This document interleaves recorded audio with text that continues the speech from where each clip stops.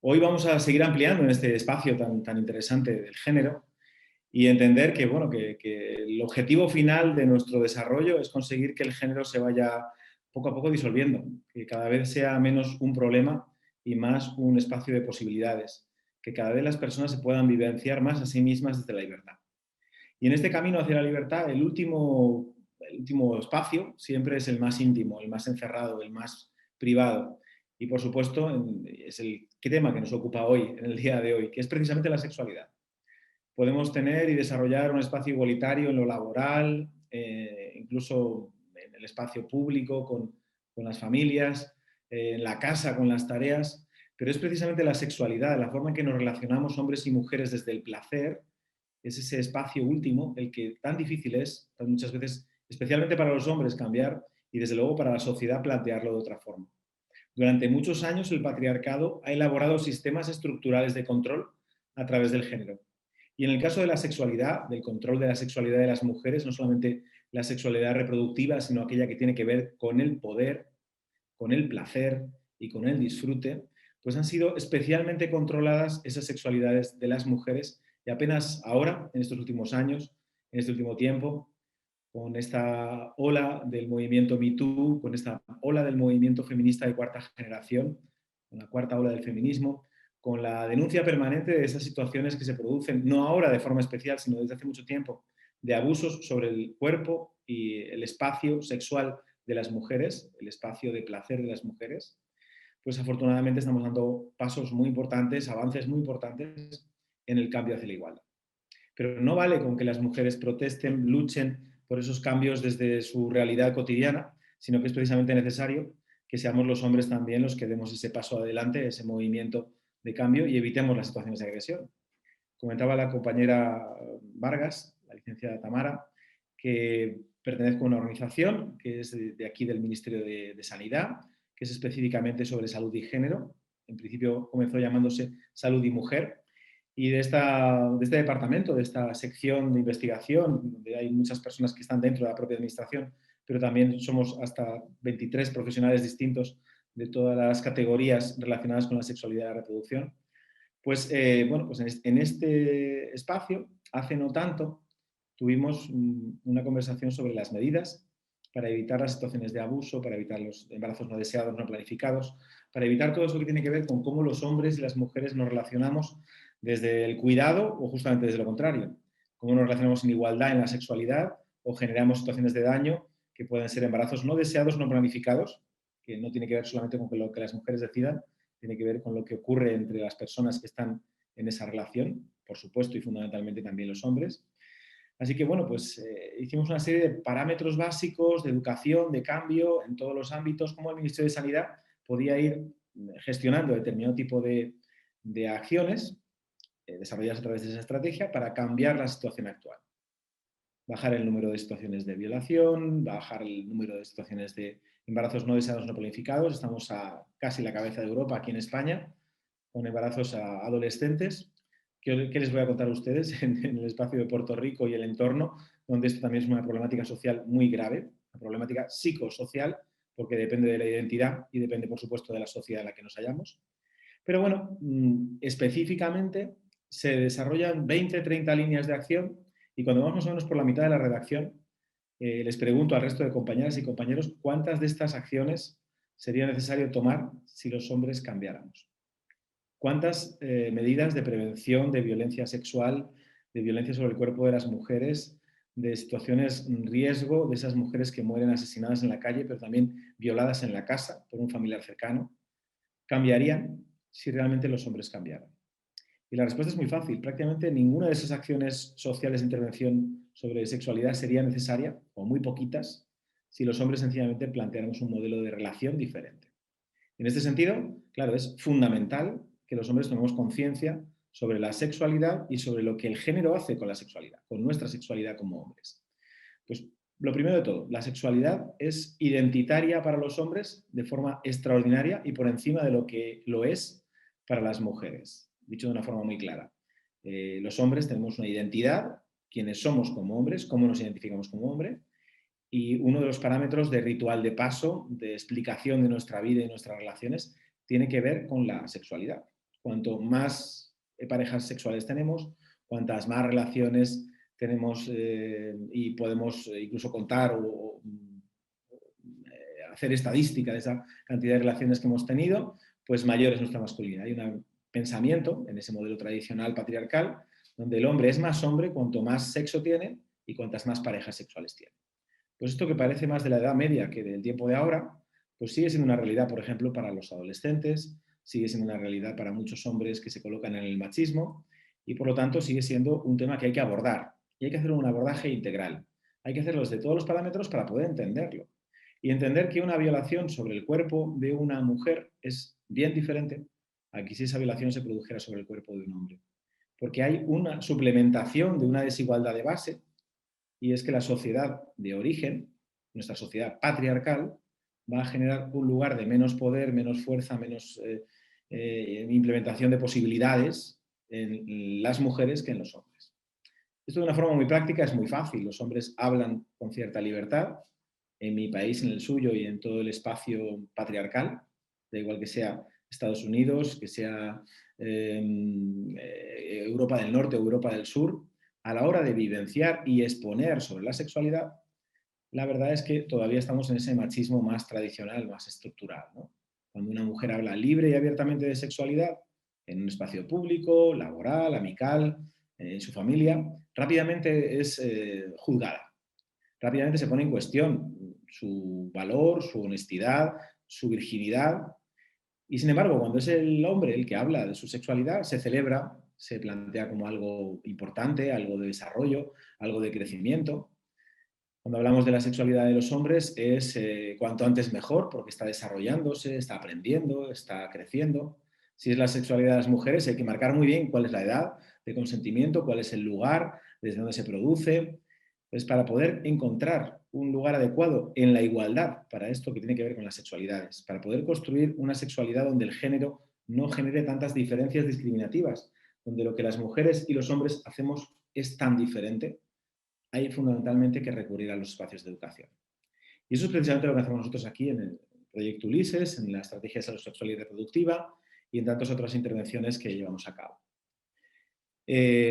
Afortunadamente, gracias a la colaboración y el desarrollo del Poder Judicial en Puerto Rico, hemos podido desarrollar esta actividad, estamos desarrollando esta vinculación de la actividad y podemos comenzar un camino de reflexión, aunque sea, para poder empezar a entender qué es lo que ocurre y por qué, por ejemplo, el número de violaciones y el número de violadores es tan alto, el número de violaciones a mujeres es singularmente diferencial con el número de violaciones que se producen a los hombres, por ejemplo, pero sobre todo a la hora de expresar la libertad sexual, hombres y mujeres tenemos un parámetro totalmente diferente a la hora de poder vernos y conectarnos con el lugar que nos corresponde.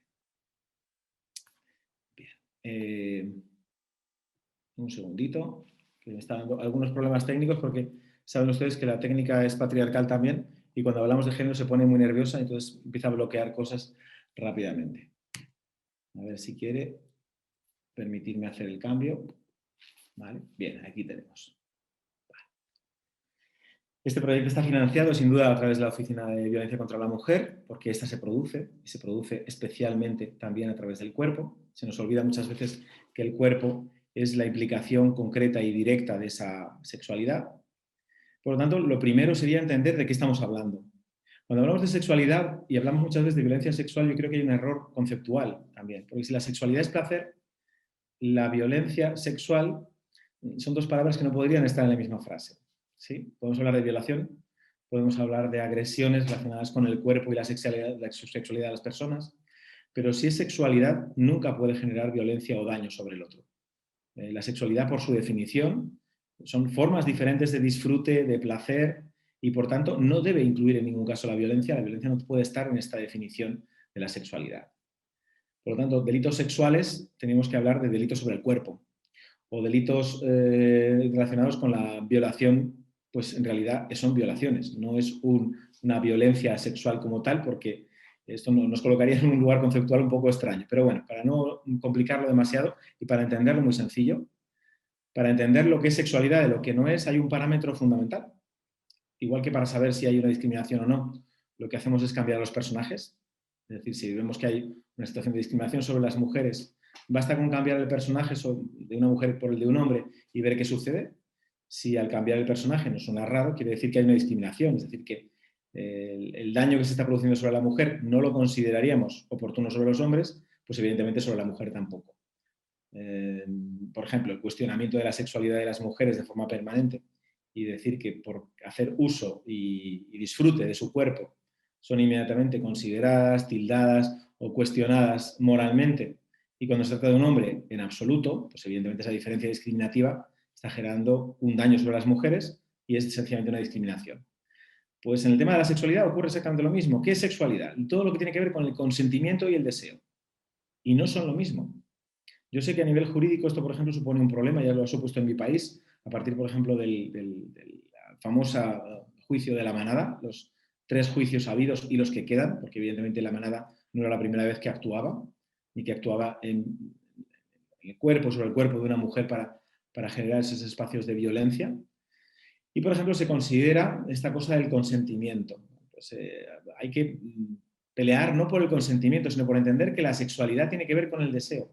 Si no hay deseo, deja de ser sexualidad. Si no hay deseo, deja de ser placer. Si no hay deseo, estamos hablando seguramente frente a una situación de violencia de grados diferentes, pero violencia, y por lo tanto es condenable o moral o jurídicamente. Y desde luego ya no es sexualidad. Entonces es algo que tenemos que tener como muy claro de origen para poder entender todo lo demás que vamos a poder trabajar hoy y para poder entender desde dónde partimos. La sexualidad, nuestras sexualidades, porque no hay una, hay muy diversas, tantas como personas, incluso dentro de la misma persona hay muy diversas formas de expresarse como a través de tu cuerpo, de tu sexualidad, y qué bueno que sea así, esa diversidad total en nuestras sexualidades. No me refiero solamente al objeto, a la dirección de nuestro deseo, a la opción sexual en este caso, sino me refiero fundamentalmente a la práctica de la sexualidad, que tiene muchísimas formas. Esto también nos va a ayudar a entender que no es solamente una violación lo que tiene que ver con el coito, es decir, con la penetración. No estamos hablando de una sexualidad de deseo solamente relacionada con las relaciones que están centradas en el pene y en la vulva, sino que de alguna forma tenemos que entender que las sexualidades tienen que ver con todas las formas en que nos relacionamos como personas desde el cuerpo. Entonces, ¿hasta qué punto, por ejemplo, puede ser punible o, por ejemplo, puede ser una ofensa o un daño para una mujer que se produzca no una violencia sobre su cuerpo físico, sino que se produzca, por ejemplo, a través de una mirada, de un gesto, de una descalificación verbal, de un acto en el que no hay contacto físico específico con la vulva, ni hay un coito, pero que evidentemente va a implicar un daño físico y psicológico sobre esa persona, porque sabéis que están unidos. Es decir, el hecho de que una persona sufra un ataque sobre su cuerpo, evidentemente tiene unas consecuencias psicológicas, y cuando hay un ataque a través de la palabra o un daño a través de la palabra, eso implica y repercute sobre su sexualidad y sobre su cuerpo. Y entonces, este parámetro fundamental entender. No tenemos que estar hablando, cuando estemos hablando de sexualidad, únicamente de consentimiento, porque puede haber un consentimiento forzado, puede haber un consentimiento coaccionado, puede haber un consentimiento que tenga que ver con un aprendizaje que no es o no se genera desde el deseo, sino desde la obligación. Por ejemplo, la obligación del género. Estoy hablando, por ejemplo, del débito conyugal. Hablamos, por ejemplo, de estos casos donde en España, por ejemplo, y hasta hace muy poco y todavía en nuestro tiempo, cuando hay una violación dentro del marco del matrimonio, dentro del marco de la pareja establecida más o menos legalmente o más o menos inscrita en el registro, se entiende que tal violación no se ha podido producir porque está en el seno del matrimonio, está en el seno de la relación de pareja. Cuando en realidad es perfectamente posible que haya una situación de violencia a cualquier nivel dentro de la pareja. De hecho, hay leyes específicas para esto. Y sin embargo, cuando se trata de la sexualidad, pesa ese pensamiento judío-cristiano o esa idea de que la mujer está para el placer de los hombres y por lo tanto tiene que tener un débito conyugal hacia los hombres. En este sentido, hay muchas otras sexualidades posibles, hay muchas otras formas de entender la sexualidad y sobre todo tenemos que hacerlo de una forma amplia, pero para mí muy claramente desde ese parámetro que es el parámetro del deseo. Eso quiere decir que cuando entramos en un entendimiento de cómo se construye esa sexualidad, tendremos que hacerlo desde todos los marcos. Por ejemplo, hay violencia sexual durante el nacimiento, la crianza y los procesos obstétricos, por lo tanto, Se nos olvida que hay una violencia sexual porque es sobre el cuerpo también y es sobre el placer de la persona y es sobre el disfrute, sobre el lugar de la persona, sobre espacios sexuales y reproductivos, sobre espacios de placer y los espacios reproductivos, que pueden ser en ocasiones los mismos o no. El espacio del placer puede ser un espacio reproductivo o quizás no. Y el espacio reproductivo puede ser un espacio de placer o quizás no. Y evidentemente también es un derecho con el que tenemos que confrontarnos. La construcción como hombres de cómo es nuestra masculinidad, cómo es nuestra identidad como hombres y cómo se referencia esa sexualidad dentro de nuestra identidad. Si nuestra identidad sexual consiste en demostrar permanentemente nuestra capacidad de penetración, de tener un pene más o menos grande, de estar compitiendo siempre desde lo masculino y desde el cuerpo, pues lo que puede suceder muchas veces es que estemos pasando por encima del deseo y entonces deja de ser inmediatamente sexualidad para convertirse en procesos de violación o de violencia. Bueno, a través de organizaciones como Men Engage se han hecho muchas intervenciones con jóvenes y adultos para poder reinventar, reificar, darle un sentido diferente a todo lo que tiene que ver con las relaciones, los vínculos, la paternidad, las relaciones laborales y, por supuesto, también en este marco de las sexualidades. Una alta tasa de embarazos no deseados no planificados tiene que ver habitualmente con una situación de violencia machista elevada en esa población. Dicho de otra forma, en los grupos donde no hay una tasa alta de embarazos no deseados no planificados, que son de mujeres y habitualmente adolescentes o preadolescentes, quiere decir que el nivel de machismo y de violencia machista es alto. Por lo tanto, en aquellas zonas donde no esté esto, donde ese índice baje, seguramente el machismo y la forma de expresión de ese machismo también será proporcionalmente menor. Lo cual nos da muchas pistas de lo que está pasando con la violencia de género, producida por la estructura de género y producida desde luego a través del cuerpo. Por eso hay muchos hombres que progresivamente en España, en otros lugares, nos reunimos, nos juntamos para salvar esta última barrera, que es la sexualidad. En el último tiempo, como hemos visto, hay muchos cambios, todavía quedan muchos otros por hacer, pero también tiene que ver no solamente con la sexualidad en sí, es decir, no solamente con el encuentro erótico, desde el placer y con lo que ocurre con mi pareja cuando la tengo delante, o con lo que ocurre con la persona deseada cuando la tengo delante, e incluso cuando el deseo es común, es decir, hay consentimiento por ambas partes, hay deseo sexual por ambas partes, hay deseo de alcanzar placer, pero de repente tenemos que ir a otro de los parámetros fundamentales que sigue orientado o marcado por esta estructura social patriarcal, que es la forma en que creamos los vínculos. La forma en que nos vinculamos desde el amor, la forma en que generamos modelos de dependencia, la forma, por ejemplo, en que la identidad de las mujeres durante milenios se ha construido a partir de la complacencia de su pareja masculina.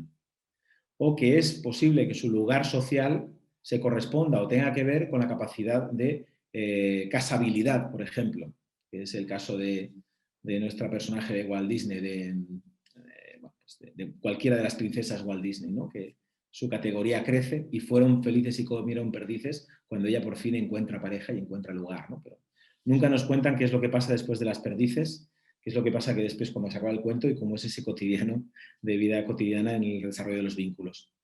En nuestra realidad psicosocial en España, y creo que muy similar por lo que yo conozco en la sociedad puertorriqueña, hay problemas vinculares muy elevados. Yo estuve en Puerto Rico en el año 97, la tasa de divorcios en los primeros 10 años rondaba el 72%. Eso en España se alcanzó hace 3 o 4 años, es decir, estamos prácticamente iguales en lo que se refiere a tasas de divorcio. Y luego hay una tasa de divorcio muy singular que a mí me significa mucho, de qué está pasando con el tema de la violencia de género, con las relaciones intergénero, y es que la mayor parte de esos divorcios y separaciones se producen por petición o por planteamiento del hombre en los primeros años de vida del primer nacimiento dentro de la pareja. Entonces, aquí hay dos cosas importantes. La desvinculación de los hombres de los espacios de cuidado. Si cuando llegan los hijos es cuando yo salgo disparado de la relación, algo está pasando. Y luego esta cosa también de la eterna búsqueda de los hombres, ¿no? Una mujer, es mi pareja, es a quien ligo, con quien encuentro. Por ejemplo, en mi práctica terapéutica es muy habitual encontrar a hombres que tienen ese primer encuentro con una mujer, con una pareja mujer, y que esa pasión del primer año, del segundo, es extraordinaria. Después de esos primeros momentos de a nivel biológico tiene una explicación clarísima y por supuesto a nivel psicosocial también, es decir, es el momento de máxima ebullición, estupendo, pero pasada esa primera fase del primero o segundo año, comienza el periodo de aburrimiento, de estabilización, en realidad empieza el proceso de otro tipo de manera de vivir y relacionarnos en amor, con más o menos relaciones sexuales, pero desde luego con otro punto distinto porque hay un mayor conocimiento. Y precisamente, de nuevo, en ese lugar, los hombres salimos del vínculo, hay mayor cantidad de divorcios, separaciones, es decir, como que en la identidad masculina y en ese modelo sexual de hombre como cazador sexual, ¿sí? Cuando pasa esa primera fase de vínculo, inmediatamente acontece la separación o acontece claramente la búsqueda de otra mujer. Así, por ejemplo, en México y en otros países bastante habitual la casa grande y la casa chica.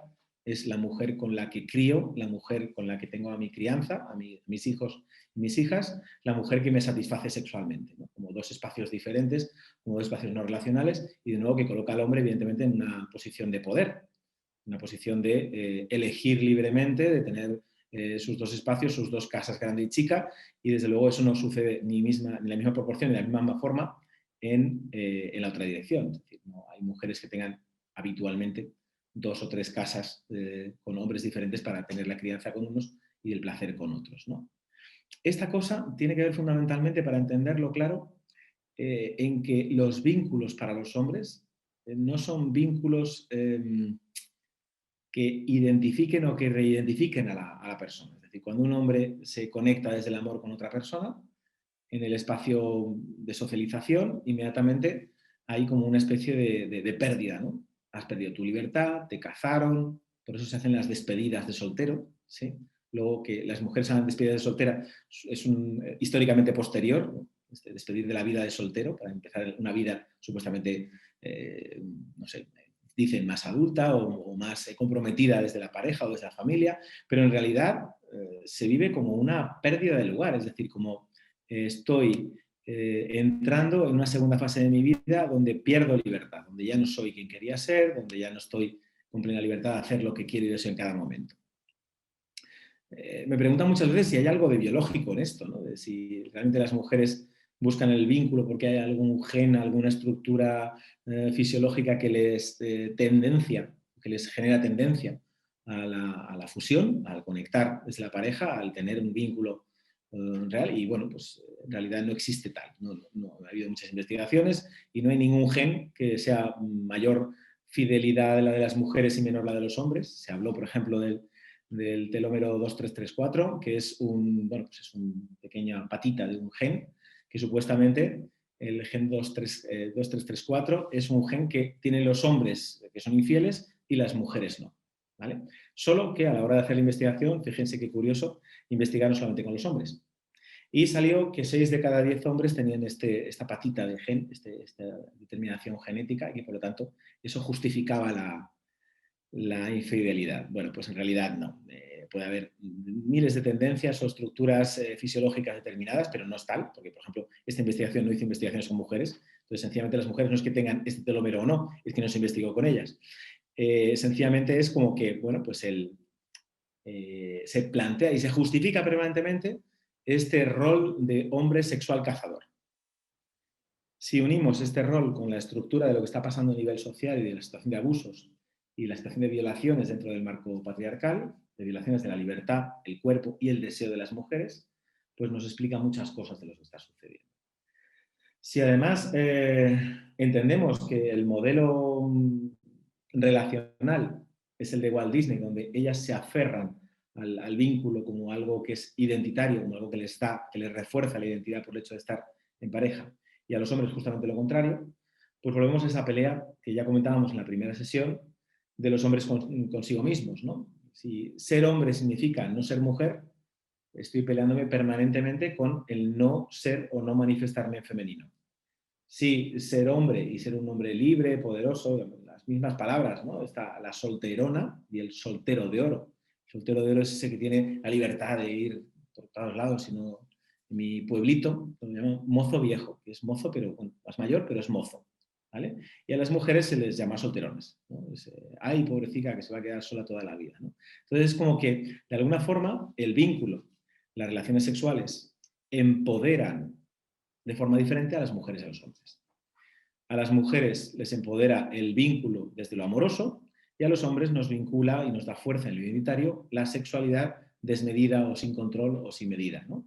Y de hecho ha habido muchas sentencias aquí judiciales, por desgracia, ligadas no a la ley o a la realidad científica, sino fundamentalmente a la creencia de que los hombres muchas veces no tienen más remedio que encontrarse y que desear a una mujer, ¿no? Esta misma sentencia de la minifalda, que creo que comenté en la otra ocasión, en la sesión anterior, o sentencias que se fundamentan en qué llevaba puesto esa mujer para ser o no objeto de deseo del hombre, entendiendo que el deseo del hombre era incontenible, que es tan natural que el problema lo puso ella porque se vistió de una forma o de otra. Bueno, pues, esto es claramente una estructura machista, una determinación que la sociedad hace de forma psicosocial, nos lo mete en la cabeza y nos lo coloca dentro del ámbito social, como que, bueno, pues si es así, entonces cuando hay un hombre muy atractivo, las mujeres se tirarían sobre nosotros de forma instantánea, ¿no? Y tendrían derecho a violarnos porque estamos demasiado bien vestidos, o demasiado apretado el pantalón, o demasiado suelto. Entonces, hasta ese punto estamos construyendo la normalización del abuso sobre el cuerpo y la sexualidad de las mujeres, sobre el deseo de las mujeres.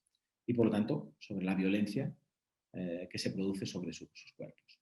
Bueno, afortunadamente la sociedad va cambiando, va evolucionando, vamos entrando en modelos diferentes de hombres y afortunadamente hay que descubrir cómo sería un hombre que no tuviera la identidad fundamentada en su sexualidad, sino que tuviera la sexualidad que quisiera tener, pero eso no marcara o no determinara cómo debe ser como hombre. ¿Cómo sería un hombre que conecta con la emoción? Por lo tanto, a la hora de ejercitar o crear una situación de placer, tendría en cuenta no solamente su placer, sino el placer de la otra persona. Con lo cual, la posibilidad de una violación o de generar un modelo de relación en el que haya daño sobre otra persona sería más que imposible, porque estaríamos en la detección de ese daño ajeno o de ese malestar ajeno.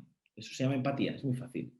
Y cuando una persona, un hombre, es educado en no tener contacto con sus emociones, la empatía, como decíamos otro día también, no funciona, no se activa. Entonces habrá que educar y habrá que manifestar que un hombre no puede decir no me di cuenta de que no estaba pasándolo bien. Yo pensaba que ella quería porque me dijo al principio que sí. Y esto es algo fundamental que tenemos que entender. El otro día, por ejemplo, un policía me decía, bueno, es que a las mujeres están imposibles porque te vas a acercar a ellas y ahora como está la cosa así muy nerviosa, pues es que es muy claro. Se puede decir de una forma muy clara. Un no es un no. Un sí pero no es un no. Y un sí, claro y concreto, es un sí. El silencio es un no. Si la persona que tengo delante está dormida, drogada, borracha, o sencillamente no tiene conciencia sobre su decisión y por lo tanto sobre su deseo, es un no. Con lo cual, ¿cuál es el problema para entenderlo? Una violación se produce y se produce muy claramente cuando rompemos con los derechos de la otra persona y rompemos con el deseo de la otra persona. Es decir, pasamos nuestro deseo por encima del suyo. Hacemos ese ejercicio de libertad malentendida, donde mi deseo vale más que el tuyo, por lo tanto, yo lo coloco por encima y ocupo el lugar de tu cuerpo, de tu sexualidad, de tus genitales y del placer. O, por ejemplo, esta cosa que está mucho dentro del patriarcado también, que es que el placer de la mujer depende de los hombres y, por lo tanto, tenemos que ser dadores del modelo de placer concreto, específico, correcto, lo cual genera mucha frustración en los hombres y, por supuesto, una pérdida de lugar de autoría sobre el placer y sobre el disfrute de las mujeres. No sé si se va entendiendo, porque no veo personas, nada más veo títulos, pero no sé si se va entendiendo lo que voy contando. Me encantaría también que, bueno, pues como en la otra ocasión, vayáis haciendo preguntas y incluáis en el chat todas aquellas dudas que queráis comentar o comentarios. No tiene por qué ser una pregunta, puede ser sencillamente un comentario sobre lo que vamos tratando. Entonces, muy claro, descubrir realmente dónde están los hombres frente a las sexualidades, cómo son realmente los hombres en las relaciones y en los vínculos a partir de la estructura de género. ¿Qué ocurre con las emociones? ¿Cómo podemos o no conectar con esa emoción de sexualidad? ¿Y qué consecuencias inmediatas tiene? Os lo voy a poner en datos. ¿Qué porcentaje de violaciones se producirían si los hombres fueran conscientes del daño generado sobre otra persona? De las consecuencias psicosociales inmediatas y posteriores de esa violación. ¿Cuántas situaciones donde los violadores no son necesariamente personas que están locas, personas que tienen una demencia mental o que tienen un problema mental. Exactamente igual que en la violencia de género, la violencia machista de forma global, pues no hay una incidencia de enfermedad mental en esos agresores. Muchas veces son personas, que puede ser cualquier persona que tengamos al lado, cualquier hombre que tengamos a nuestro lado. Cualquier hombre puede generar un grado de esa violencia. ¿Cuántos hombres no hemos mirado a una mujer con deseo y lejos de, por ejemplo, observar desde la emoción cómo era recibir esa imagen de deseo, esa mirada de deseo, pues hemos seguido haciéndolo con todo descaro y con todo el lugar de poder que nos es otorgado por el hecho de ser hombre, e incluso hemos sido capaces de abrir la boca y convertir ese deseo que surge de nuestra mirada en palabras que muchas veces no son bien recogidas y por lo tanto, de nuevo, ya se convierte en una agresión y no en un piropo. ¿Qué diferencia hay entre un piropo? Me decía el otro día un alumno, profe, ¿qué diferencia hay entre un piropo y una agresión? Y entonces inmediatamente una chica que estaba al lado le contesta, es muy fácil, depende de cómo, dónde y de qué forma, ¿no? ¿Qué estás diciendo? ¿Cómo y dónde? ¿Vale? ¿Qué estás diciendo? Está claro que si la frase es abrupta, pues se va a interpretar, por muy bonita que la diga, de forma negativa, ¿no? Va a recibirla de forma negativa y no le va a gustar. ¿Dónde? Pues no es lo mismo con público que en privado, que en un espacio donde los dos estén en un espacio de confianza. No es lo mismo conocer a la persona que no conocerla, con lo cual va a depender también mucho de a quién le das ese piropo. Y sobre todo, no solamente qué es lo que dices, sino cómo lo dices. Le puedes estar diciendo que esa persona es muy guapa, pero la forma de decirlo, de mostrar la mirada, a veces salida de los ojos de las órbitas, o intentando ocupar todo el poder diciendo esa frase y teniendo el lugar de decirle, por ejemplo, un jefe a su empleada o, bueno, no sé, una persona en una situación de poder sobre otra que no lo tiene, pero también, por ejemplo, sobre un hombre sobre una mujer. No va a recibirse ese piropo igual que al revés, porque la posición social y la recepción de ese piropo tiene una interpretación psicosocial diferente. Partimos de orígenes diferentes, con lo cual comparar todo el rato, sencillamente cómo lo reciben unos y otros, como me pasa muchas veces en conferencias. Bueno, profe, entonces es igual que un hombre pegue a una mujer que una mujer pegue a un hombre. Pues a lo mejor la bofetada y la intensidad de la bofetada es la misma, pero las consecuencias de esa bofetada, no van a ser equiparables, porque hay una estructura diferente frente a la violencia, porque hay un aprendizaje diferente frente a la sexualidad, porque hay una diferencia clara de cómo las mujeres se sienten todavía en nuestra cultura con el cuerpo y cómo lo hacen los hombres. Como un piropo es un espacio en el que los hombres se encuentran cómodos, soltándolo, diciéndolo, igual no estarían tan cómodos recibiéndolo. Hay un anuncio de hace unos años, 10, 15 años, en Argentina, que habla pues, de esto, de un chico va pasando por la calle, se va encontrando con mujeres y le van diciendo cosas bonitas, ¿no? Supuestamente, piropos, ¿no? Y vas viendo cómo va mutando la cara del tipo y va cambiándose y va poniéndose cada vez más nervioso a medida que va pasando el tiempo, porque evidentemente ya no es un piropo, ya es una situación de agresión importante. Por último, inventa, es que, ¿cómo es un hombre en la sexualidad desde la igualdad? ¿Cómo puede ser una relación de pareja igualitaria cuando nos educan en sexualidades de capacidad diferente, en formas de sentir y vivir el placer de forma diferente, y por lo tanto hay un desequilibrio de origen? ¿Sí?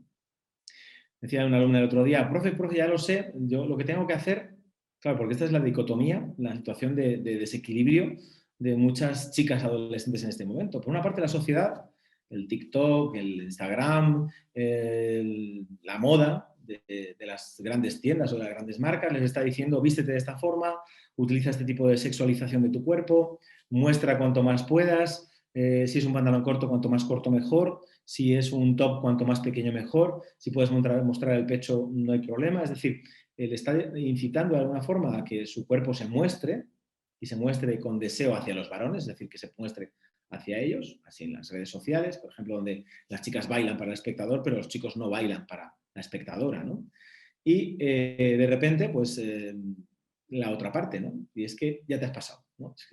Es que así, es que fíjate tu virtud, fíjate tú ya como mujer, fíjate cómo te van a querer los hombres si te expones tanto, fíjate cómo... Pues tiene que pelearse entre la virgen y la puta, tiene que pelearse entre ser la mujer deseada y la mujer que conserva su virtud.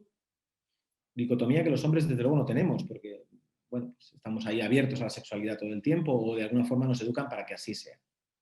Claro, con la ropa ocurre exactamente lo mismo, con la forma en que nos relacionamos, con la sexualidad incluso, ¿no? El otro día una de las chicas me decía, no, el profe, yo ya tengo el truco, yo tengo la regla de los 3 noes, ¿no? Decir 3 veces que no. Cuando un chico me manda un WhatsApp o me manda un mensaje por Instagram, yo rápidamente le digo que no, para que vea que no soy fácil. Y ya cuando pasan 3 veces y él va insistiendo, yo al final le digo que sí, para que vea que no soy una estrecha, que no soy una estrecha de mente, que no soy una estrecha con mi sexualidad, sino que quiero tenerla. Claro, entonces la pregunta es, ¿no sería mucho más fácil que el rol de la relación y del ligoteo, por ejemplo, de la forma de encontrarnos, de ligarnos, de desearnos, fuera mucho más igualitaria, mucho más real? Muestro mi deseo, ella muestra su deseo, mi deseo tiene el mismo valor que el suyo tiene el mismo valor que el mío, y por lo tanto nadie va a cuestionar que yo lo exprese. En consulta, por ejemplo, esos hombres que llegan a consulta y, ay, yo estoy deseando, hace apenas unos años, una mujer que realmente tenga tanto deseo como yo, porque no puedo encontrar mujeres a las que tengo que estar siempre insistiéndoles, siempre yo tengo mucho deseo y no he encontrado nunca ninguna mujer que me llegue pues como la mitad del mío, ¿no?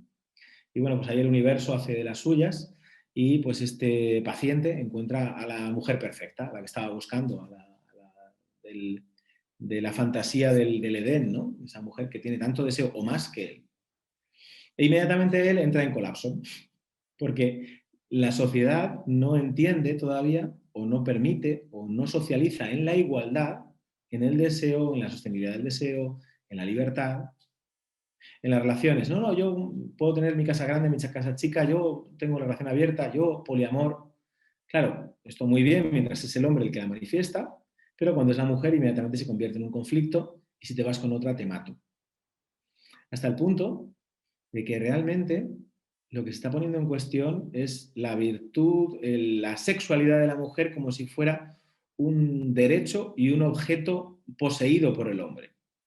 Entonces, en este sentido, si podemos hacer este análisis, se entiende mucho mejor, se entiende, no se justifica, por supuesto, se entiende cuál es el pensamiento de muchos de esos hombres que son capaces de golpear, asesinar, perseguir, violentar de forma extraordinaria a aquella mujer que no responde a su concepto de virtud, a su concepto de fidelidad, aunque él, por otra parte, pues tenga sus relaciones, tenga su casa grande, su casa chica, tenga su vida, porque, bueno, él tiene derecho, pero ellas desde luego no.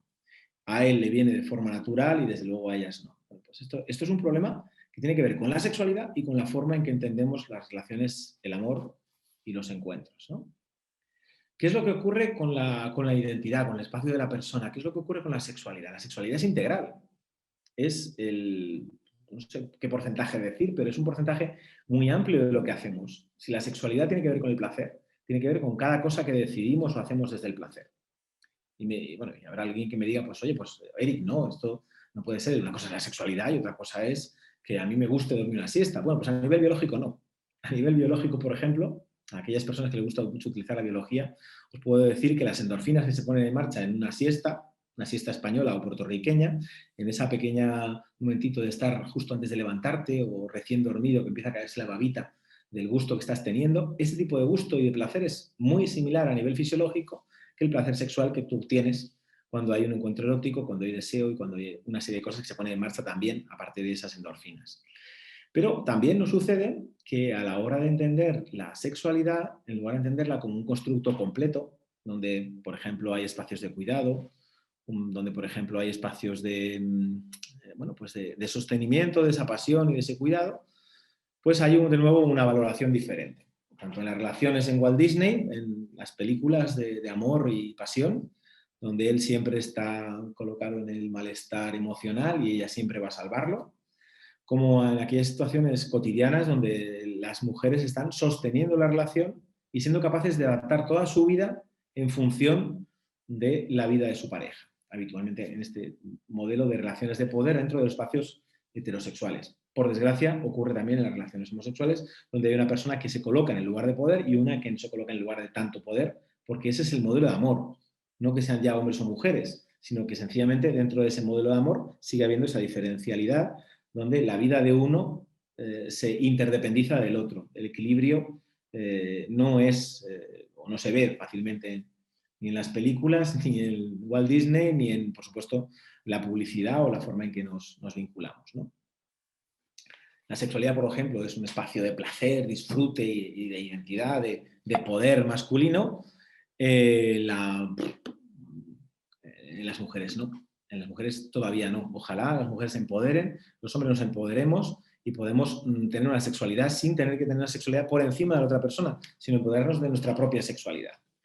Frente a las sexualidades y las diversidades, en el momento en el que nos hallamos, pues, haciendo una fotografía de momento, hay una mayor sensibilidad ante la igualdad, hay todavía violencias machistas en bastantes hombres, la estructura de lo masculino sigue estando, pero hay un inicio de ese cambio social donde, bueno, pues progresivamente los hombres van dándose cuenta de que esta violencia no es posible, hay un reconocimiento del lugar de las mujeres y por primera vez en la historia, tanto el movimiento MeToo como todos estos acontecimientos de los últimos años, esta denuncia pública de las mujeres frente al abuso sexual de muchos hombres, pues se convierte, pues, en una situación, pues, de cambio, ¿no?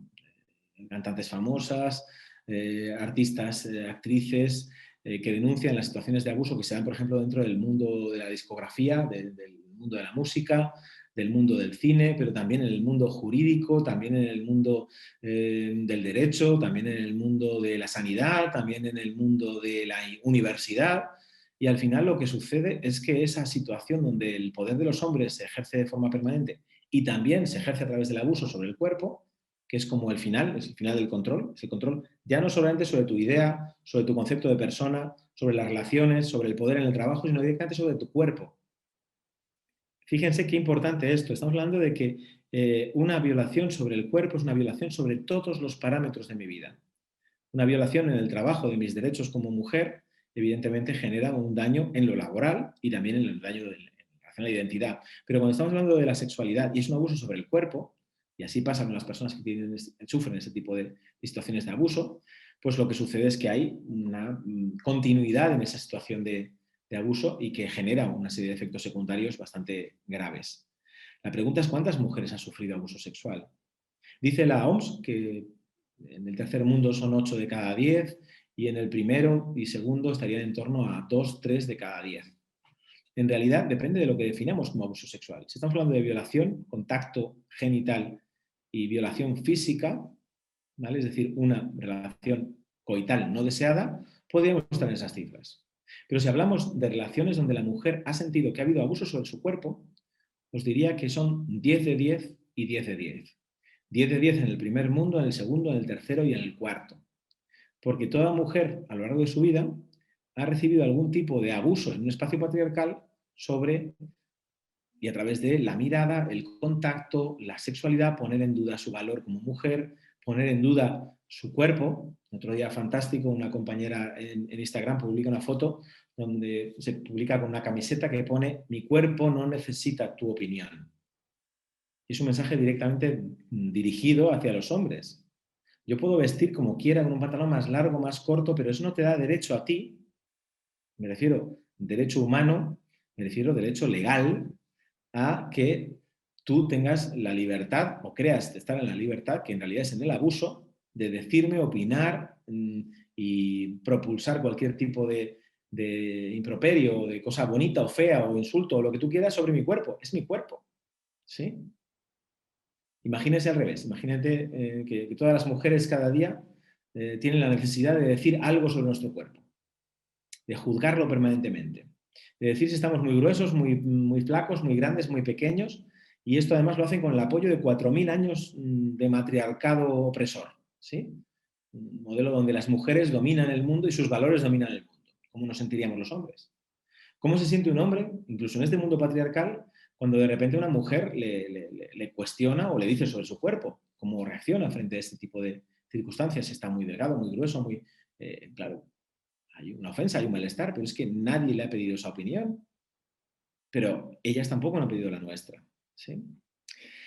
Hay una mayor visibilidad de estas situaciones de abuso, abuso sobre el cuerpo, de violación, de violencia. Claro, esto es una cuestión también profunda, ¿no?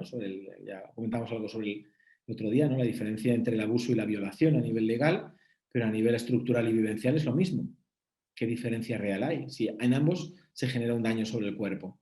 ¿Cuál es el gradiente de daño? Pues bueno, pues habría que ver en ese parámetro, pero desde luego hay una situación que está rompiendo con el deseo, rompiendo con los límites del cuerpo y imponiéndose por encima de la persona.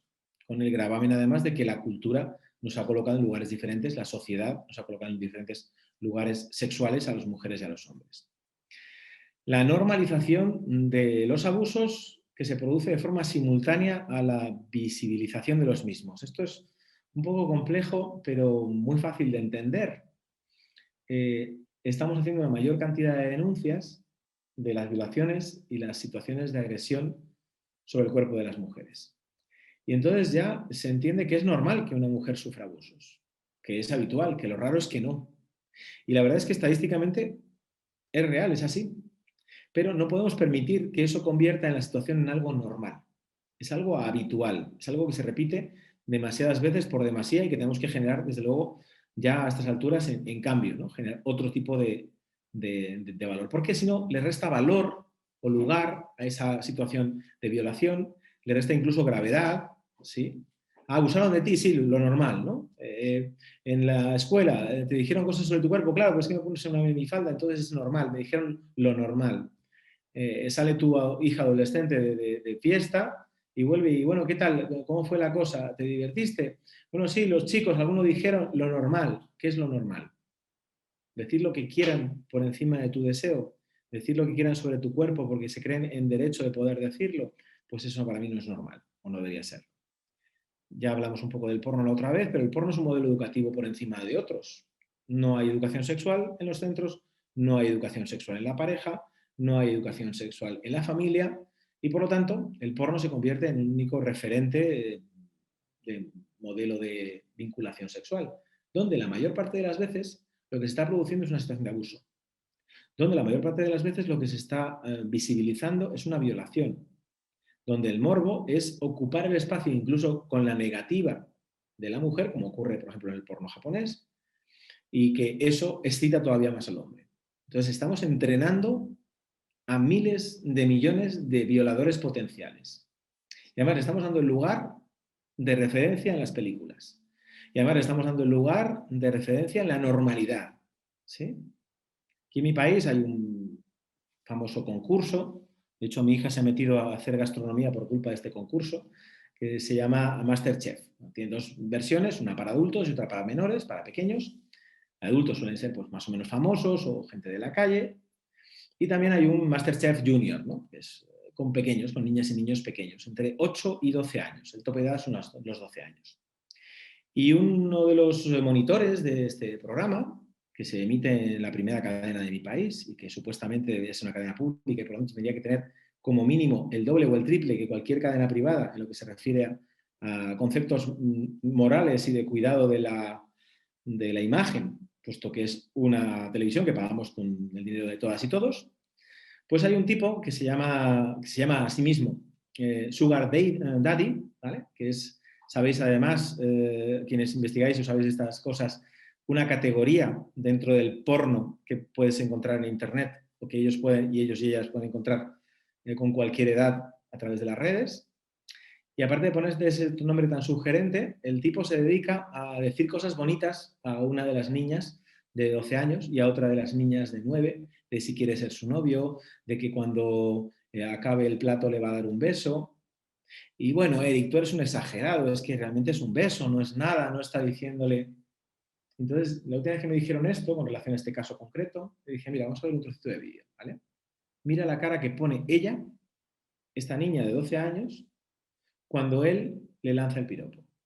Y luego me dices si tengo razón o no. Luego me dices si es una violación o no de su espacio, de su intimidad y de su sexualidad. Luego me dices si es una normalización o no de los abusos sexuales sobre las menores. Y luego me dices si esto pasa desapercibido, qué tipo de criterio van a tener la mayor parte de los hombres que vean esto para entender la diferencia entre una relación sexual y una violación. Entre una relación con placer y una relación donde yo tengo el derecho incluso sobre una persona que es menor que yo. ¿Sí? Por ejemplo, de nuevo, el porno japonés, pero también mucho del estereotipo o del parámetro de excitación masculina es el aniñamiento de las mujeres, ¿sí? Es el convertir a las mujeres en niñas. ¿Por qué? Porque, de nuevo, esto que tiene que ver con la sexualidad y el género es una historia relacionada con el poder. Yo me siento más poderoso, tengo más deseo como hombre cuando puedo dominar. ¿A quién puedo dominar? ¿A que está a la misma altura que yo? No. Si está a la misma altura que yo, tengo que colocarla por debajo, tengo que colocar a esta persona por debajo.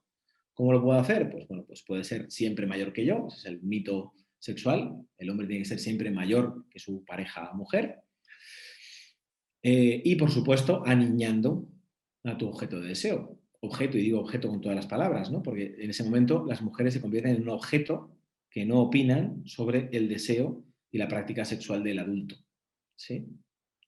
Y aunque tengan su misma edad, tienen que colocarlas en el lugar de la faldita de colegio o de la corbatita o del lugar donde ellas se coloquen por debajo, ¿no? Es el mito de la relación paterno-filial llevada al extremo de la sexualidad y llevada como modelo de dominación, donde las parejas, y así hay muchos ejemplos, ¿no? En el ámbito terapéutico, dejan de ser parejas en igualdad cuando lo que están realizándose realmente es una duplicación del modelo paterno-filial, es decir, él se coloca en el lugar de padre y ella se coloca en el lugar de niña.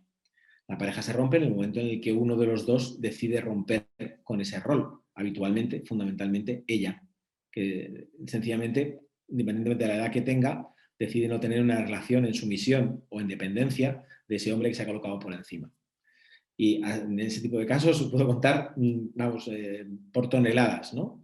Donde la relación se rompe y él no entiende nada porque él lo ha hecho siempre todo igual. Él ha querido como siempre, la ha tratado como una reina, no has tratado como una reina, pero no la has dejado decidir, ni pensar, ni optar, ni siquiera por su propio deseo, ni siquiera sobre su propio cuerpo. Tienes que decirle incluso cuántas veces tiene que correrse o cuántas veces tiene que sentir un orgasmo y de qué forma, y tienes que ser tú el dador de ese orgasmo. Entonces, claro, no estás teniendo una relación sexual con un igual, estás teniendo una relación de dominación con la pareja que tienes. ¿Sí? Las leyes reforzadas y cambiadas, tenemos una legislación creciente en términos de igualdad, pero luego pues, pasa que la jurisprudencia, es decir, el ejercicio de esa ley sobre la práctica, pues finalmente pues, está supeditada en muchas ocasiones a determinado tipo de pensamiento machista o rancio. No os preocupéis, eso solamente pasa en España, en Puerto Rico realmente no ocurre en absoluto, pero quizás en una sociedad patriarcal lo que va a imponer o lo que va a predominar son los pensamientos patriarcales. Si a la hora de definir o de determinar una legalidad o no de un acto está por debajo de la ley y al lado suyo a la hora de dictar y de hacer jurisprudencia, cuál es mi concepto como hombre, cuál es mi concepto desde el género, cuál es mi concepto o el de mi cultura sobre lo que los hombres son y hacen, pues haremos cosas como justificar lo injustificable, ¿no? Bueno, él la violó, sí, pero es que ella estaba demasiado atractiva. No, la violó, pero poquito. No, la violó, pero fue con su consentimiento porque al principio dijo que sí. Luego dijo que no, pero fue un cambio de opinión. ¿Y a quién se le ocurre cambiar de opinión? No tiene derecho a cambiar de opinión porque ya lo dijo. ¿Sí? Eso fue culpa suya por haber dicho que sí desde el principio. Es decir, ese permanente ejercicio de la estructura de la realidad o de la interpretación de la realidad, donde lo importante no es lo que pasa, sino lo que yo imagino que pasa. ¿Sí? Bueno, no sé si queda alguna preguntita por ahí o tengo la sensación de que estoy, pero no sé cuántos. Saludos, ¿vale? Compartir.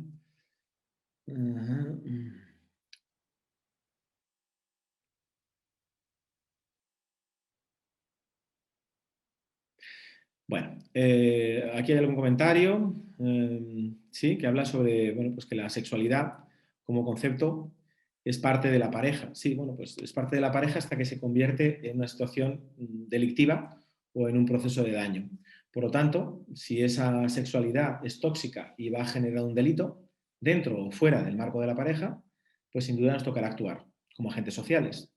A mí como educador y a ustedes como parte del brazo ejecutivo de la ley y, por lo tanto, de la parte específica que tiene que bueno, pues responder de forma punitiva y educativa, como hablamos el otro día, frente a las situaciones de agresiones y violaciones, dentro o fuera de la pareja.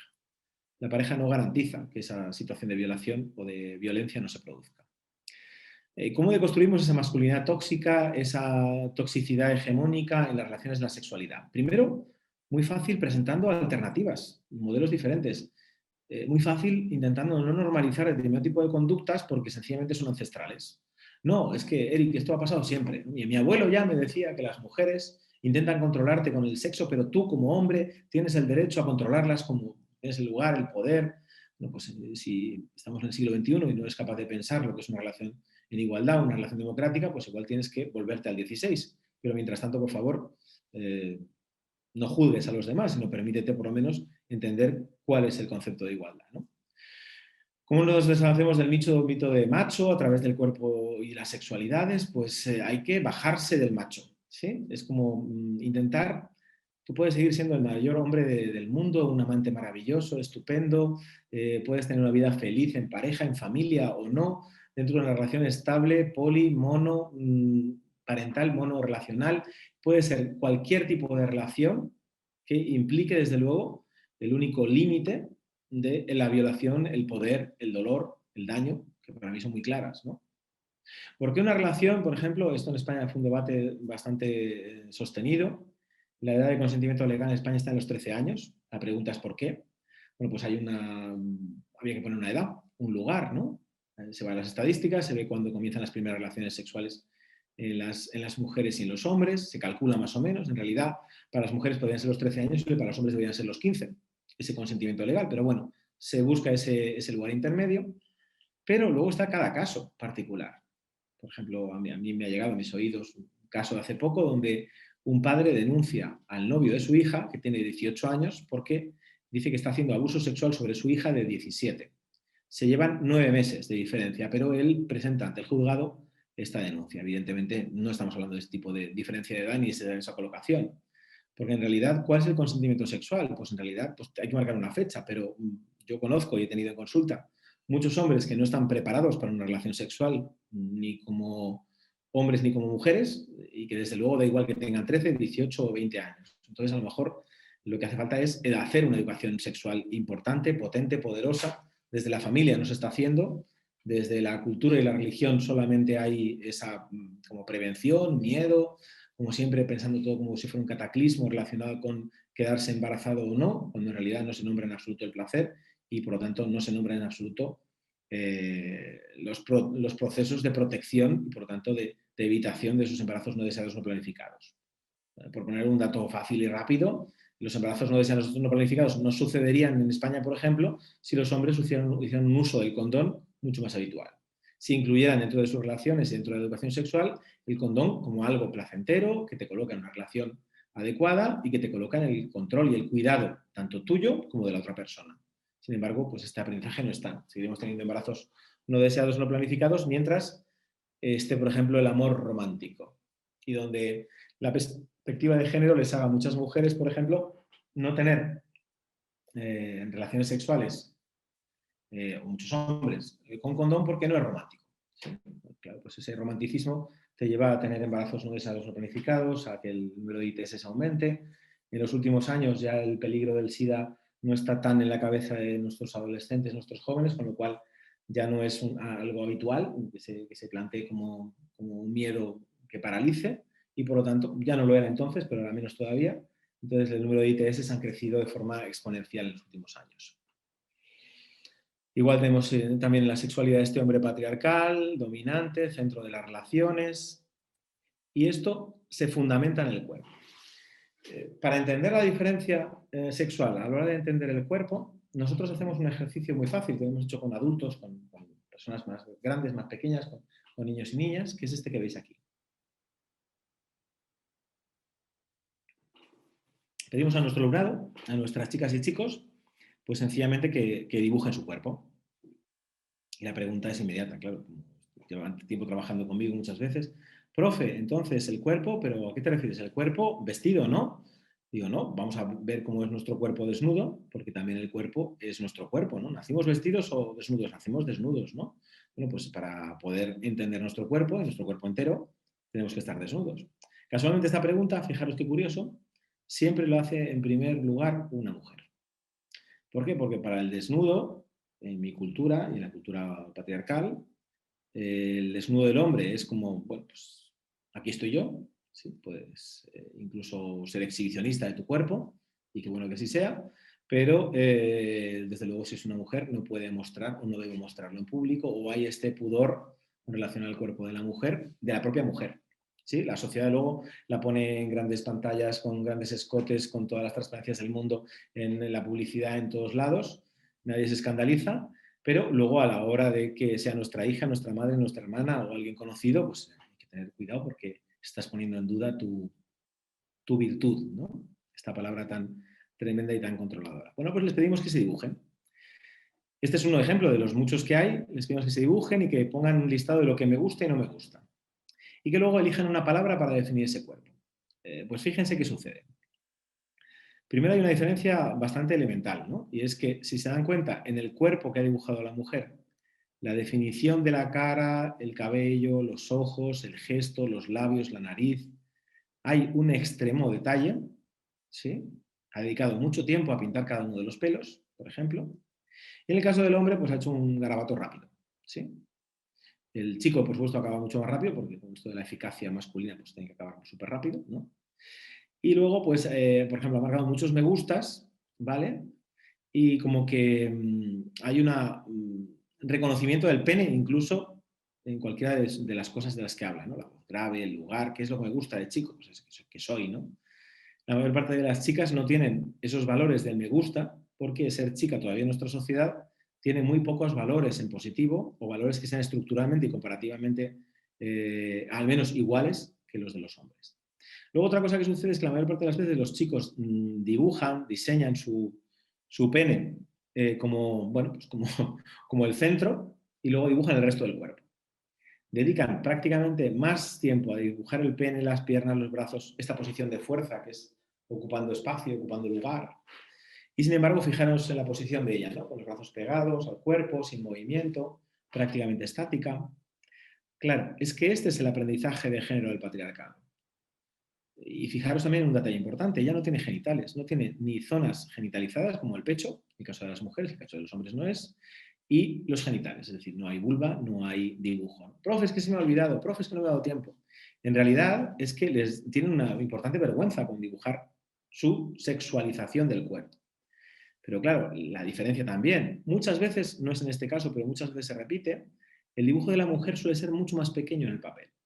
Con lo cual, en psicología proyectiva, en el dibujo, en la escritura, pues tiene que ver con que el tamaño más chiquitito, el no ser expansiva, el no ocupar toda la hoja, quiere decir que mi cuerpo no ocupa.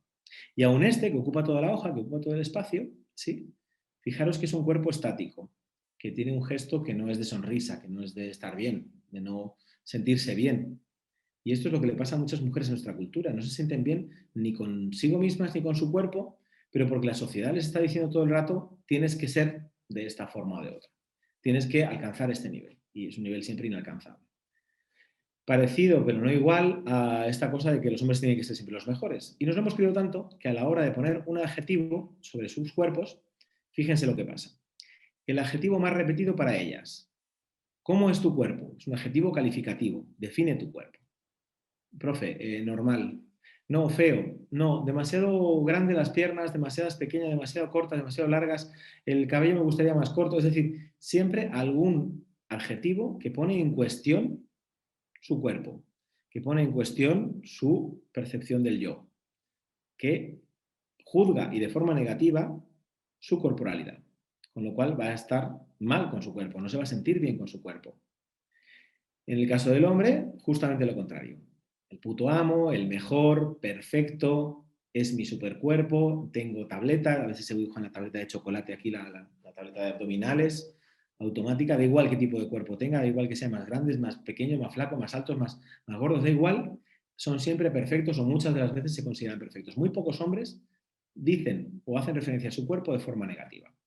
Entonces aquí tenemos un diferencial bastante importante a la hora de abordar las sexualidades del género. Cuando esta mujer y este hombre se encuentren, van a estar ya en una situación de discriminación.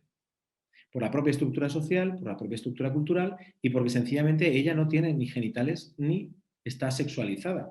Porque eso es algo que se le ha negado desde el principio en todo ese proceso de sexuación, en todo ese proceso de educación sexual, donde ella tiene que tener cuidado. Ella va a salir de fiesta, cuidado, cuidado con los hombres, cuidado no te toquen, cuidado no te violen, cuidado con el pantalón, es demasiado corto, es demasiado justo, es demasiado apretado, exhibes demasiado. Educación para él, te vas de marcha, te vas a salir a ver chicas, vas a salir a ver gente, vas a ligar, pásatelo bien. Entonces, el cuerpo se redunda a este tipo de estructura y de comportamiento sexual. Las mujeres tienen miedo y los hombres permiso. Nos juntamos a ver qué pasa. ¿Qué posibilidades hay de que una relación, cuando hay esta estructura de aprendizaje, sea en igualdad? Y lo siento mucho, pero este tipo de determinaciones tiene que ver con la cultura y la socialización que hacemos todas y todos. No es una cuestión solamente de qué es lo que le educan en su casa, en la de él o en la de ella, sino qué es lo que ocurre con la sexualidad en nuestra sociedad, qué es lo que ocurre con los superhéroes, con las princesas, con los príncipes, qué es lo que ocurre con el lugar activo y pasivo de los personajes de ficción, pero también de los reales, de aprendizaje vicario, donde lo normal es que una mujer calle, donde la mejor mujer y la mejor mujer dentro del matrimonio es aquella que calla, otorga, accede, sostiene, cuida, y aquel hombre es el que lleva los pantalones, el que tiene el poder, el que tiene la posibilidad de decidir sobre el cuerpo, la vida, el lugar donde van a trabajar, donde van a vivir el resto de sus días. ¿Sí? Esto al final genera un modelo de amor romántico y un modelo de relación, ¿no? Por ejemplo, el reggaetón, algo que no sé si le suena un poco, aunque sea solamente por escucharlo mucho en medios, ¿no? Las letras, pero sobre todo también el gesto. Fijaros, por ejemplo, en la cantidad de ropa que tienen en la foto estos niños que están bailando reggaetón, que por cierto son dos fotos de dos centros en España, dos colegios, dos CEIPs en España, pero que casualmente es pues una actividad de final de curso donde aprenden a bailar y demás, pero casualmente reggaetón. Y casualmente perreando. Y casualmente ellos detrás. Y casualmente ellos con más ropa. Y casualmente ellas colocadas hacia adelante y con el culo hacia atrás, mostrándole su culo a su trasero al chico que tiene detrás, ¿no? Porque si perreáramos por igual, que no hubiera ningún problema, a lo mejor, y hubiésemos sido educados por igualdad, pues a lo mejor no sería un problema. Pero ahora mismo lo es, porque las letras hablan de poseer, de celos, hablan de violencia. Es decir, es pura apología de la violencia sexual. Bueno, pero también podría ser de otra forma, y de hecho lo es. Hay reggaetón que es muy bailable y que es muy divertido y que es fantástico bailar, que no tiene letras tan sangrantes, que no tiene letras tan dolientes. E incluso se habla ya por fin en nuestro país y en otros de reggaetón igualitario, ¿sí? De trap, de música de cualquier tipo de índole, pero que no es necesariamente una música de sumisión. La copla, por ejemplo, en España, durante mucho tiempo y al principio, fue una canción protesta de las mujeres que tenían una vida que no deseaban. Después, con el régimen franquista, con el régimen, se convirtió la copla en un modelo de música de sumisión para las mujeres, donde hablaban de lo que tenían que hacer con sus maridos y demás. Los boleros, casi todos hablando del mal de amor, los tangos, es decir, todo lo que tiene que ver con la música y con la cultura, donde los hombres se ponen en posición de dominación en la sexualidad, donde el control de la sexualidad de ellas, donde pueden matarlas porque son suyas, donde bueno, pues el bolero acaba con la muerte, ¿sí? Pedro Navaja, es decir, donde siempre acaba bueno, pues la expresión de esa sexualidad reprimida. Pero está así igualmente en el cuerpo. Fíjense, por ejemplo, en esta imagen, ¿no? Una imagen pues, de un par de años, pero bueno, puede ser la moda de este año perfectamente. Busquen en cualquier revista y verán que las modelos, las mujeres, aparecen con esta estructura de cuerpo, ¿sí? Donde cualquiera de estas posturas, si se dan cuenta, no son posturas de acción, son posturas de estar, ¿vale? Están mostrándose, están en una posición que realmente no es demasiado cómoda, que no les permitiría caminar al momento siguiente, que les coloca siempre mirando al espectador o en casi todas las fotos, y que desde luego está generando esa mirada hacia afuera, como pasa, por ejemplo, en Instagram o como pasa, por ejemplo, en TikTok o en otras plataformas, y donde la obsesión del fotógrafo, que además esto me hace mucha gracia, ¿no? Le está diciendo a su modelo, mírame, seduce a la cámara, intenta penetrar dentro del espectador, intenta darle todo, enamórame, enamora a la cámara, ¿sí? Varias sesiones de fotografía por circunstancias de vida y demás, y es súper, súper curioso qué diferencia hay entre la forma en que el fotógrafo o la fotógrafa trata a esa modelo, mujer, o trata a los hombres. En la misma revista, un par de páginas más adelante, pues encuentro esto, que es otro cuerpo, que no es el mismo cuerpo, que no es el mismo lugar, que no se proyecta igual y que sobre todo tiene otro tipo de movimiento y poder sobre el cuerpo. Pasa igual que en la fotografía, en el dibujo que visteis antes sobre el cuerpo desnudo. ¿Cuál es el lugar de este hombre? Este lugar es de poder, de posesión, de espacio propio, de este es mi cuerpo, aquí estoy yo, de enmarcar tus genitales y decir este es mi cuerpo, este está siempre en acción, casi todos los momentos que tiene está en movimiento, está hacia adelante. Transformemos esto, traspasémoslo a la sexualidad, donde ella está en espera, está en oferta, está hacia él, está en la mirada pornográfica, es decir, la mirada que intenta convencer y seducir al espectador. Y ahí viene la frase del fotógrafo, ¿no? O de la fotógrafa. Ahí, venga, con fuerza, mírame, con mirada penetrante, sí, sí, sí, hazme, convénceme de que estás a gusto, que estás bien, que eres poderoso, que tienes fuerza, venga, esa fuerza, va, que se note la fuerza en la mirada, esa fuerza de la mirada.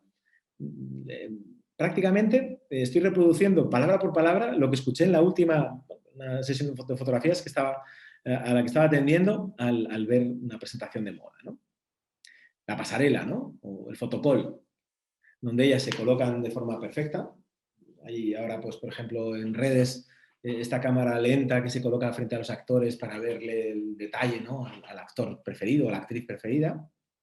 Y ves el gesto y a mí me pasa que no puedo evitar ver cómo el género trasciende tan profundamente el cuerpo y cómo los coloca en un lugar totalmente diferente, ¿no? La cámara se acerca lentamente y él hace el gesto, ¿no? De distancia, de poder, de estoy aquí, de mirar con descendencia, poniendo morritos, pero mirando siempre y medio enfadado, ¿no? Como los anuncios de colonia, ¿no? Masculina, ¿no? Casi siempre sale un tipo enfadado. O vos, en todas las colonias masculinas siempre hay un tipo enfadado. No sé lo que les pasa, pero están enfadados. Y este mismo acercamiento en el fotocall, están empezando a entrar en una película, tal, y sale la actriz, y entonces es la mirada con el giro de cabeza, con el gesto más suave, con los labios hacia adelante, mostrar la figura, con el movimiento que sexualiza y sensualiza al espectador. ¿Sí? En uno muestran la fuerza y en el otro la seducción. Y de nuevo, lo siento por si alguien se ha quedado en esta historia, pero no hay ningún gen que marque esto. Hay una sociedad, hay una cultura, hay una estructura donde los hombres tienen que estar y poseer el poder sobre el cuerpo y sobre la sexualidad y donde las mujeres no tienen derecho a él. Buscas en internet y pones pues, palabras mágicas, sencillas, pones moda sexy, ¿vale? Pues, hay muchas posibilidades de que si pongo la palabra moda sexy en mi ordenador, lo primero que me aparezca sea una mujer. Y además es muy posible que aparezca incluso alguna plataforma pornográfica o incluso que aparezca ropa erótica de AliExpress o cualquier otra, de Amazon o de donde sea, pero donde se vea la moda sexy de ella, sin poner la palabra mujer. Si además añado la palabra mujer, podéis hacer la prueba si queréis, inmediatamente aparecerá este tipo de moda sexy, es decir, donde el cuerpo se muestra, habitualmente los pechos, el trasero, donde habitualmente la desnudez, donde no importa que tengan cara o no. Esto sí que es bastante curioso. Y es que la mujer en Internet se vende a través de la imagen por trozos. Es la mujer cuarteada, ¿no? Es la mujer que ha quedado dividida en pequeños espacios de deseo y que es una mujer completa, es una mujer a pequeños trozos, ¿no? ¿Sí? Tengo un amigo de infancia que hace mucho tiempo que nos conocemos y bueno, pues tenemos un grupo de amigos de estos de hace mucho tiempo, ¿no? Entonces, durante el año pasado, más durante el confinamiento, porque tenía más tiempo parece ser, todas las mañanas me mandaba buenos días acompañado de una imagen. Supongo que pueden imaginar de qué imagen estoy hablando. Estoy hablando de que mandaba una imagen de una mujer. Pues no era de una mujer, era siempre de un trozo de mujer. Es decir, podía ser un pecho, podía ser un trasero, podía ser una vulva, podía ser una pierna, podía ser siempre algún pedazo especialmente colocado de forma erótico sexual y colocado, por supuesto, hacia el espectador, con cara de deseo. Bueno, pues, le envié el mensaje y dije, bueno, tú sabes en qué trabajo, desde luego deberías saber también cómo pienso y a mí esto no me mola, no me gusta, no me toca. Eric, es que eres un exagerado, no hay que darle tanta importancia porque esto es nada más para darte los buenos días. Y bueno, pues dame los buenos días, mándame una foto de una mujer o de un hombre, perfecto, sonriendo, disfrutando, pero mándame una foto de una persona entera, ¿sí? No me mandes cachos, no me mandes trocitos, porque si no me da la sensación de lo que me estás mandando es mercancía, es un objeto en lugar de una persona. Y además yo no sé si esa persona quiere ser vista, si esa persona eh, pues está a gusto o no está a gusto en esa foto, y sobre todo yo no sé por qué está mostrándose así, ¿sí? Y no sé si a lo mejor eso es lo único que tú ves cuando ves una mujer, ¿sí? Bueno, estas cosas que a veces pues puedes entenderte más o menos dentro de tu entorno o no. El caso es que dejó de mandarme fotos. Y entonces me empezó a mandar noticias de esa semana. Mira, como sé en lo que trabajas, y me empezó a mandar fotos de mujeres violadas, me empezó a mandar mujeres que habían sufrido abusos sexuales, me empezó a mandar fotos donde había un adolescente que se había desaparecido y que la habían encontrado semanas después. Y entonces le puse en el mensaje, me has mandado lo mismo, ¿sí? Y rápidamente me mandó un mensaje, no te entiendo. Bueno, pues yo espero que ustedes que me están escuchando sí me entiendan. Si nosotros sexualizamos y hipersexualizamos el cuerpo de la mujer, si la convertimos en un objeto de deseo para los hombres, si le decimos a los hombres tienes derecho, estamos construyendo sin darnos cuenta, y en el cotidiano, que la mujer sea un objeto de uso y de abuso para los hombres, ¿sí? Diferente es la foto, pues, de los hombres, ¿no? Donde, pues bueno, pues veis aquí, por ejemplo, este que es, quiero recordar que es ahora Miss España o Miss Europa, no sé, pues, Miss, ¿vale? Pongo moda sexy, aparece este tipo, es decir, un tipo reconocido, con nombre, tal, con cara, ¿se dan cuenta? Tiene cara, ¿sí? No es como la otra foto que no había cara, solamente había cuerpo. O aparece esta otra foto, que no sé si es, pues, no sé si es un futbolista, no estoy tan al día en estas cosas, pero desde luego es un tipo que viene vestido con una moda especial y sobre todo bastante vestido, sí, con bastante ropa. Pero sobre todo tenga más o menos ropa, no está expuesto de una forma erótica hacia el espectador. Es decir, no hay una mirada ni una posición de entrega hacia quien está mirando, ¿sí? Hay una realidad, hay un individuo y hay una mirada, ¿sí? Una mirada sostenida, más o menos directa, pero hay una persona detrás de eso, ¿sí? Sin embargo, cuando vemos la foto de las dos chicas anteriores, pues no sucede lo mismo. ¿Qué es lo que intercede entre las dos fotos? Pues una palabra muy fácil, muy sencilla. Es el consentimiento y el deseo, ¿sí? En un caso, el consentimiento del deseo de la persona que está colocándose frente a la pantalla no existe. ¿Cuántas organizaciones de trata de mujeres están relacionadas con la prostitución y simultáneamente con la pornografía? ¿Cuántas de esas redes de trata y de poder económico brutal están relacionadas con el cuerpo de la mujer y la venta del cuerpo de la mujer en pequeños trozos a través de las fotografías, en grandes trozos a través de la prostitución, pero desde luego en bastante concreción a la hora de vender la imagen de que la mujer es un objeto de deseo y explotación? Con los chicos y las chicas del año pasado, justo antes de pandemia, hacemos una investigación con los maniquíes, ¿sí? Lo que sujeta la ropa de hombres y mujeres, lo que nos da lugar a quiénes somos y sobre todo qué ropa llevamos y cuál es la actitud. Fíjense qué diferencia entre la postura de los maniquíes, el cuerpo. Otra cosa que hicimos fue un análisis de los maniquíes de ellas y ellos a lo largo de la historia. Y es curiosísimo cómo el cuerpo de ellas va evolucionando y cambiando, pechos más grandes, más pequeños, cinturas más estrechas, cinturas más planas, delgadez extrema, que se vean las costillas, que no se vean, que haya más muslo, que haya menos. Y sin embargo, el cuerpo de ellos es prácticamente muy parecido en todo ese tiempo, el cuerpo de los maniquíes y por lo tanto de la ropa que llevan, ¿no? Así, por ejemplo, el de los hombres no es el mismo. E incluso los maniquíes, muchos de ellos ya no miran directamente a la cámara, están mirando para otro lado. Muy importante que se vean los testículos, que haya un buen bulto, ¿sí? Igual que en las mujeres pues tiene que haber una cantidad de pecho, pues ¿no? En los hombres tiene que haber testículos para demostrar que esa masculinidad está y está potente y poderosa. Y la comparación directa de esta misma serie de maniquíes, fíjense la posición de él, avanzada, hacia adelante, los brazos abiertos, la mirada directa. Fíjense en ella, retraída hacia atrás, colocada un poco atrás, con las rodillas hacia adentro, tapando con las dos manos sus genitales, haciendo este gesto de supuesta inocencia o de posición de inocencia frente a la posición de él, que es una posición de fuerza. Bueno. En el extremo, pues tenemos lo que ya les comentaba en la otra sesión y que no sé si llegué a mostrarles, pero que para mí es parte de este origen de esta violencia sexual, que es la hipersexualización incluso de los dibujos animados. este tipo de dibujos manga son los dibujos de Heidi, de dragones y de la cultura manga en Japón. Y tiene esta versión porno, que es la que más ven, por ejemplo, mi alumnado, mis adolescentes, mis chicos, especialmente chicos, muy pocas chicas están dentro de esta imaginería. Y fíjense en el detalle, ¿no? Hipersexualizado en el sentido de genitales bastante grandes, pero sobre todo pechos grandes, es una cosa muy mucho de la cultura japonesa. El aniñamiento, es decir, vestimentas, formas de el muñeco, la posición, el lugar, donde ellas siempre están como niñas. Y algo que significa mucho el porno japonés, y es que ellas siempre están quejándose y en dolor frente a la situación de la sexualidad, frente a una penetración o frente a una relación sexual con penetración, inmediatamente hay la expresión del dolor y el grito. Y todo el tiempo se oye el sonido de dolor.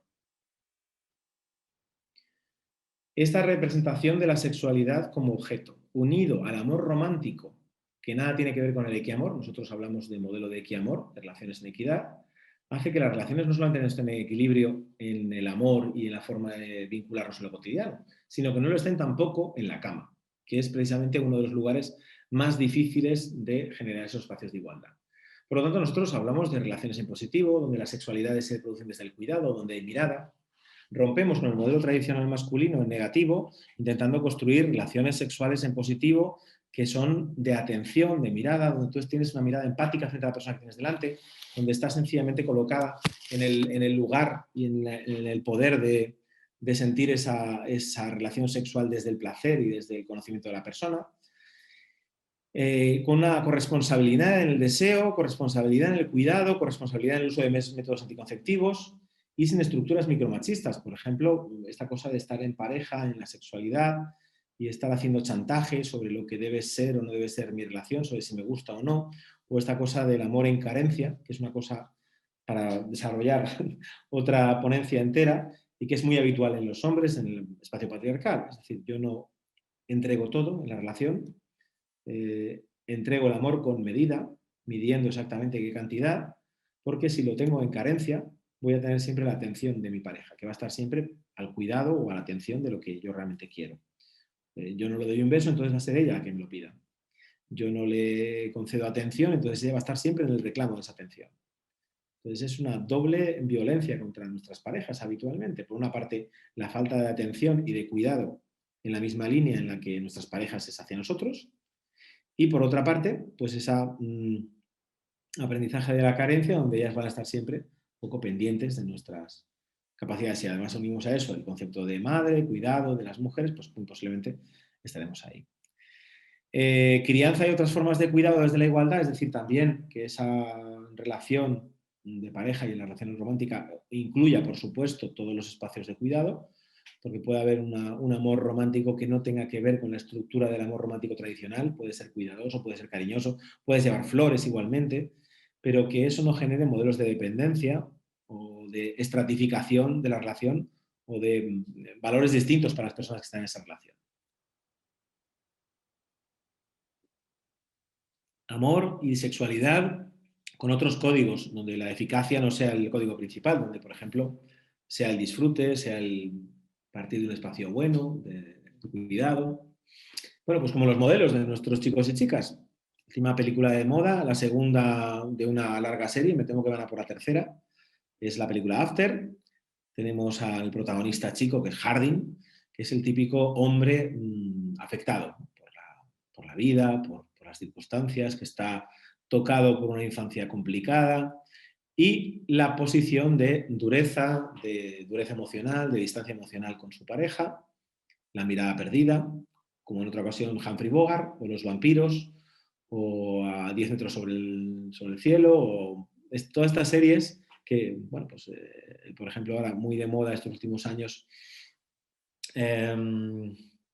estas series adolescentes, por ejemplo, de niñas adolescentes vestidas de colegio mayor, que al final es un internado, pero al final ellas se dedican a vender su cuerpo porque en su tiempo libre, como es, pues es un colegio mayor de altura y con cierto poder económico, pues ellas para manejarse en ese medio se dedican a la prostitución, cosas normales, habituales en nuestro medio, ¿no? Pues no. Y sin embargo, este es el modelo que representan ¿Por qué no hay un modelo de relación en positivo en el cine? Porque no hay un modelo de relación donde ella no está dependiendo, ¿veis en la foto, no? Dependiendo, pegada a él conflictuado con sus cosas, ella intentando entenderlo. La bella y la bestia otra vez, ¿no? Repitiendo este modelo de dependencia. ¿Por qué no podemos ver, por ejemplo, en el cine, modelos de qué amor? Donde cada uno tiene su espacio, su vida o su muerte, como vampiro o como persona viviente, pero tiene su espacio y lo respeta.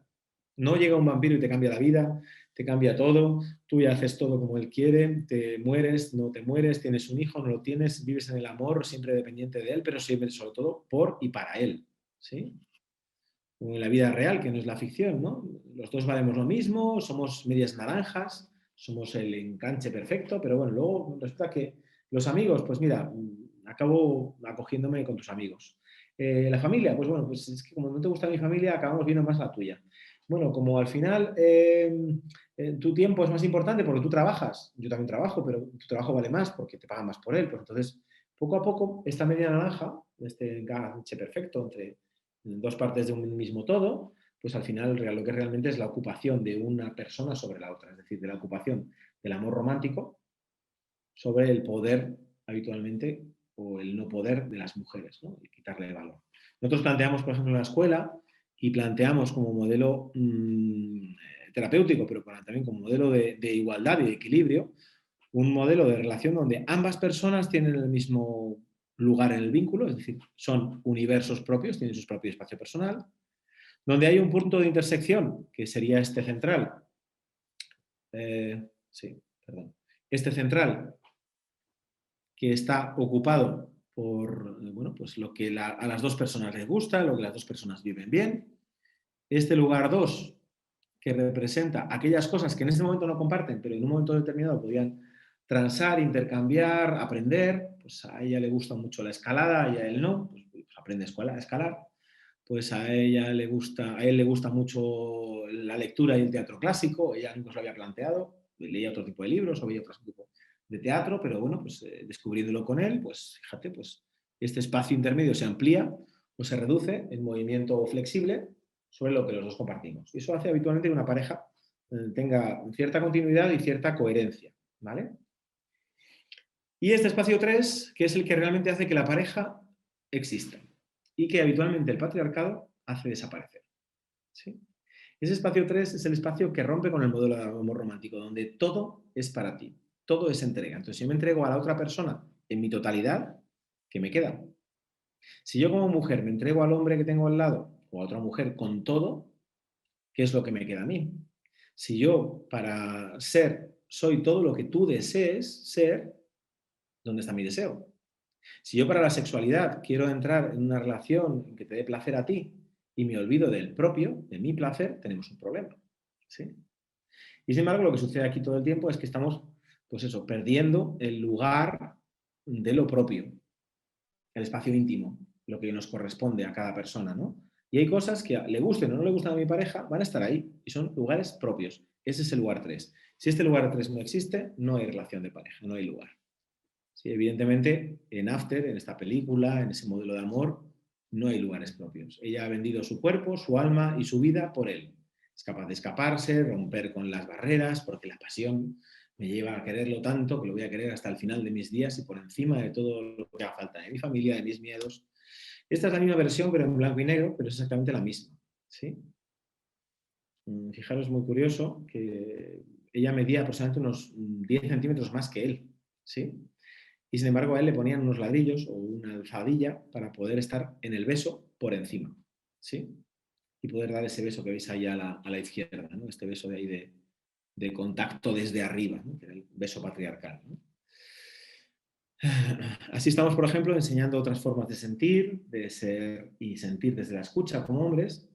Si los hombres están más en la escucha, van a estar menos en la violencia, con lo cual ustedes tendrán que juzgar muchos menos delitos por violencia sexual, porque sencillamente los hombres aprenderán a no realizar esa violencia sexual.